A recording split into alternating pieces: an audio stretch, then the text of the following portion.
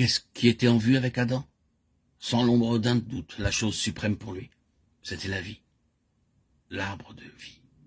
Il ne possédait pas ce que l'arbre représentait, mais cela était en vue, c'était pour lui. La typologie indique clairement que la pensée de Dieu pour l'homme était finalement qu'il possède la vie éternelle. Empêchons-le maintenant d'avancer sa main, de prendre de l'arbre de vie, d'en manger et de vivre éternellement. Genèse 3,22. Ainsi donc Dieu avait toujours en vue pour l'homme la vie éternelle, mais pour l'homme conforme à sa pensée. La grande chose en vue pour Adam était la vie éternelle, dans une communion vivante avec Dieu. Satan porta un coup à cet état de choses, dans le but de contrecarrer cette vie. Et il y parvint temporairement. Adam perdit l'état où il se trouvait à cause du péché. Paul nous dit ceci, tous meurent en Adam, 1 Corinthiens 15, 22. Ce fut l'assaut sur ce qui était de Dieu, l'assaut de la mort. La même chose se vérifie dans le cas d'Abel. Abel était un homme spirituel, un homme reconnaissant les notions fondamentales de la vérité, vivant en relation avec Dieu. Le sang étant la base essentielle pour cette communion avec Dieu. Ainsi, Abel représentait le témoignage de Dieu sur la base de la vie qui triomphe de la mort.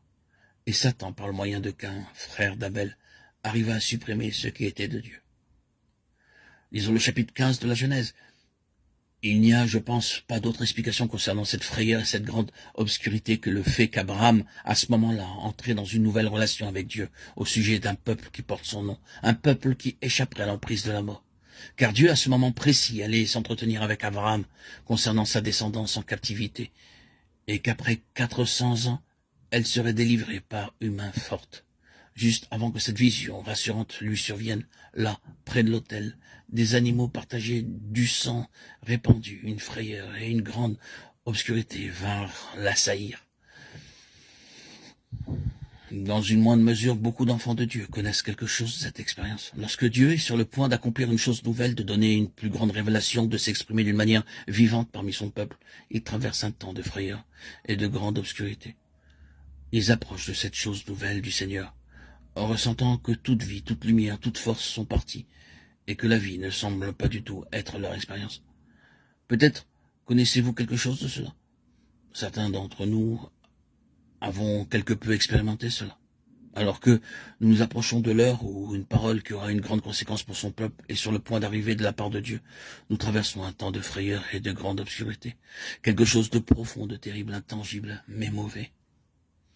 C'est la mort cherchant à engloutir ce que Dieu est sur le point de mettre en œuvre. C'est la mort cherchant à dévorer cet enfant dès qu'il naîtra. C'est une vieille histoire. La même chose est vraie de Job. C'était l'assaut de l'esprit de la mort sur ce qui représentait Dieu.